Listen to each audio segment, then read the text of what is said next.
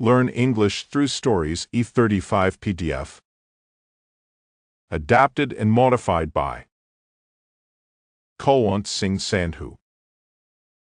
Contents: 1. Engine trouble. 2. Grammar page.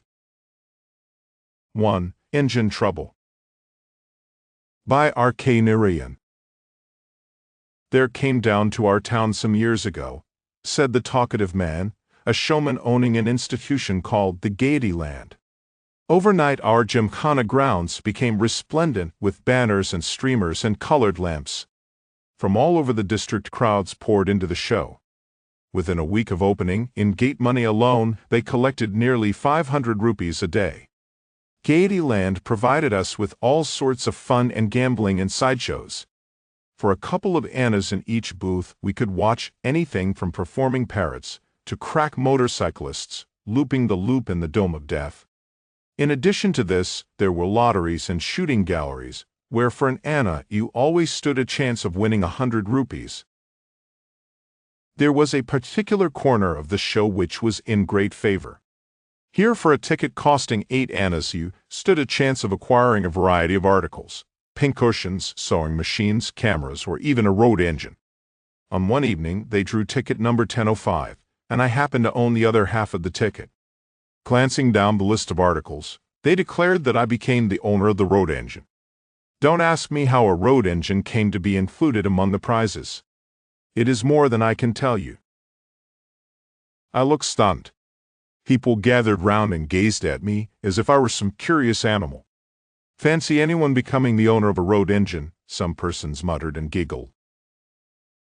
It was not the sort of prize one could carry home at short notice. I asked the showman if he would help me to transport it.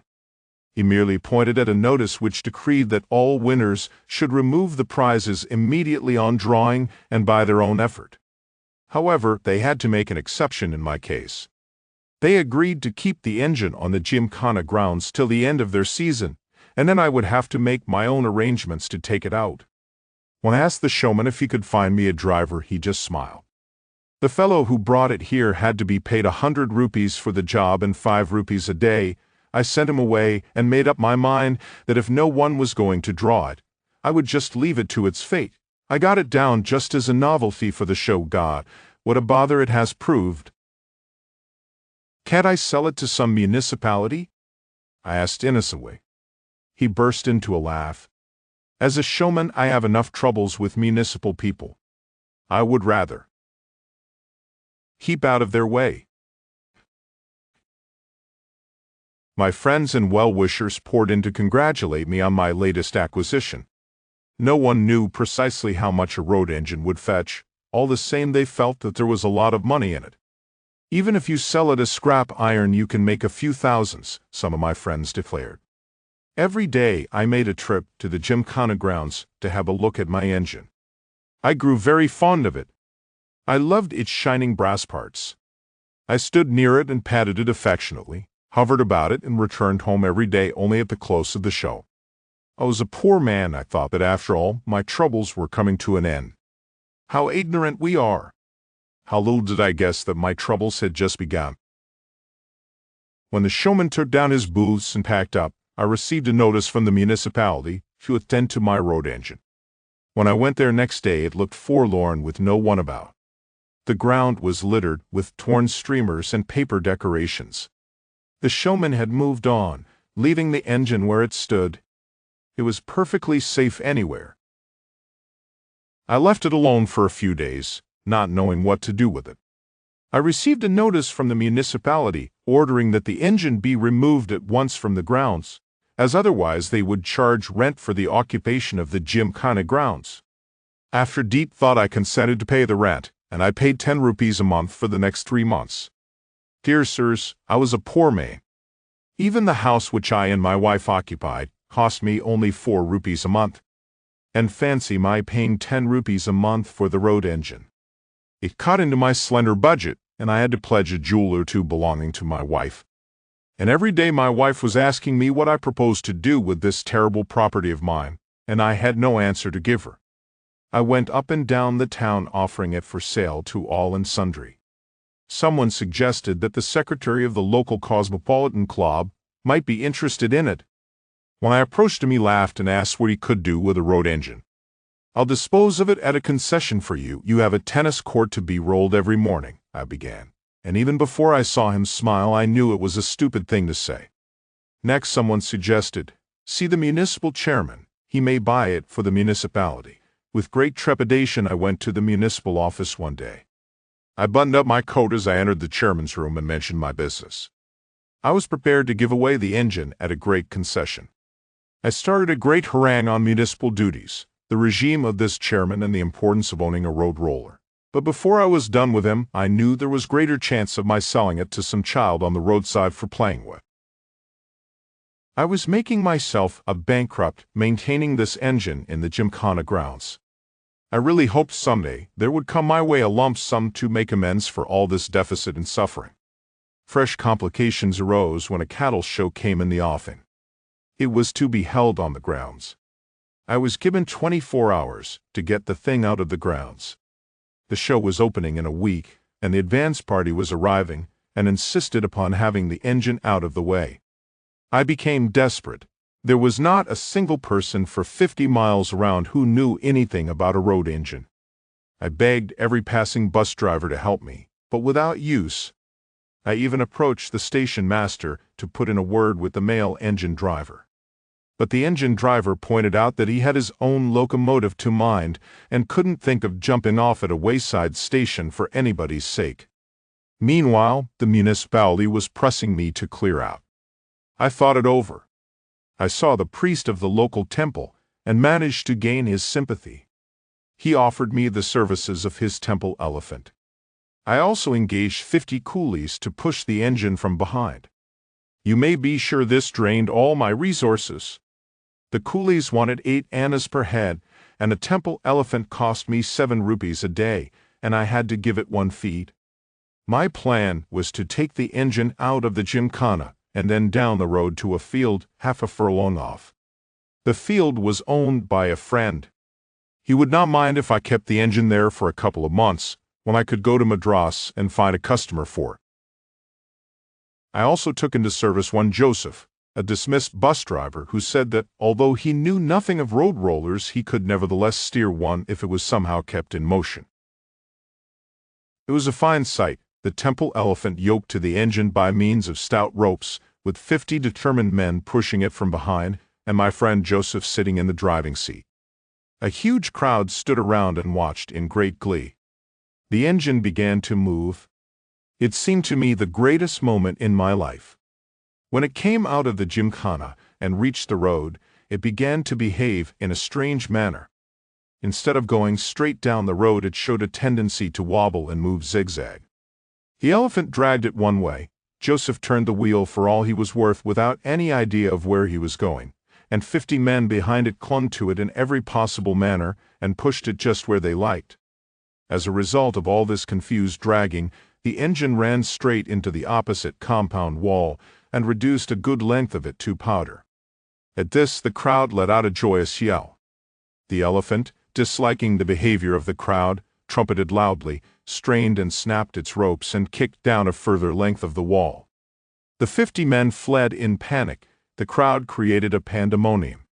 Someone slapped me in the face. It was the owner of the compound wall. The police came on the scene and marched me off. When I was released from the lockup, I found the following consequences awaiting me. 1. Several yards of compound wall to be built by me. 2. Wages of 50 men who ran away. They would not explain how they were entitled to the wages when they had not done their job. 3. Joseph's fee for steering the engine over the wall. 4. Cost of medicine for treating the knee of the temple elephant, which had received some injuries while kicking down the wall. Here again the temple authorities would not listen when I pointed out that I didn't engage an elephant to break a wall. 5. Last but not least, the demand to move the engine out of its present station. Sirs, I was a poor man. I really could not find any means of paying these bills. When I went home, my wife asked, "What is this I hear about you everywhere?" I took the opportunity to explain my difficulties. She took it as a hint that I was again asking for her jewels, and she lost her temper and cried that she would write to her father to come and take her away. I was at my wits' end. People smiled at me when they met me in the streets. I was seriously wondering why I should not run away to my village. I decided to encourage my wife to write to her father and arrange for her exit. Not a soul was going to know what my plans were. I was going to put off my creditors and disappear one fine night. At this point came unexpected relief in the shape of a Swamiji. One fine evening, under the distinguished patronage of our municipal chairman, a show was held in our small town hall. It was a free performance, and the hall was packed with people. I sat in the gallery. Spellbound, we witnessed the Swamiji's yogic feats. He bit off glass tumblers and ate them with contentment. He lay on spike boards, gargled and drank all kinds of acids, licked white-hot iron rods, chewed and swallowed sharp nails, stopped his heartbeat, and buried himself underground. We sat there and watched him in stupefaction. At the end of it all, he got up and delivered a speech in which he declared that he was carrying on his master's message to the people in this manner. His performance was the more remarkable because he had nothing to gain by all this extraordinary meal except the satisfaction of serving humanity, and now he said he was coming to the very masterpiece and the last act. He looked at the municipal chairman and asked, "Have you a road engine? I would like to have it driven over my chest." The chairman looked abashed and felt ashamed to acknowledge that he had none. The Swamiji insisted, "I must have a road engine." The municipal chairman tried to put him off by saying, "There is no driver." The Swamiji replied, "Don't worry about it. My assistant has been trained to handle any kind of road engine." At this point I stood up in the gallery and shouted, "Don't ask him for an engine, ask me." In a moment I was on the stage and became as important a person as the fire eater himself. I was pleased with the recognition I now received from all quarters. The municipal chairman went into the background. In return for lending him the engine, he would drive it where I wanted.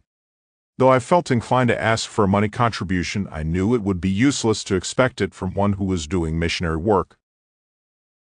Soon the whole gathering was at the compound wall, opposite the gymkhana. Swamiji's assistant was an expert in handling engines. In a short while my engine stood steaming up proudly. It was a gratifying sight. The Swamiji called for 2 pillows, placed one near his head and the other at his feet. He gave detailed instructions as to how the engine should be run over him. He made a chalk mark on his chest and said, "It must go exactly on this, not an inch this way or that." The engine hissed and waited. The crowd watching the show became suddenly unhappy and morose. This seemed to be a terrible thing to be doing. The Swamiji lay down on the pillows and said, "When I say drive it on." He closed his eyes. The crowd watched tensely. I looked at the whole show in absolute rapture. After all, the road engine was going to get on the move.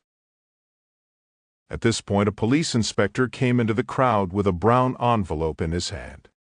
He held up his hand, beckoned to the Swamiji's assistant and said, "I am sorry. I have to tell you that you can't go on with this. The magistrate has issued an order prohibiting the engine from running over him." The Swamiji picked himself up. There was a lot of commotion. The Swamiji became indignant. "I have done it in hundreds of places already and nobody questioned me about it. Nobody can stop me from doing what I like. It's my master's order to demonstrate the power of the yoga to the people of this country, and who can question me?" "A magistrate can," said the police inspector, and held up the order. "What business is it of yours or his to interfere in this manner? I don't know all that. This is his order. He permits you to do everything except swallow potassium cyanide and run this engine over your chest. You are free to do whatever you like outside our jurisdiction." "I am leaving this cursed place this very minute," the Swamiji said in great rage, and started to go, followed by his assistant.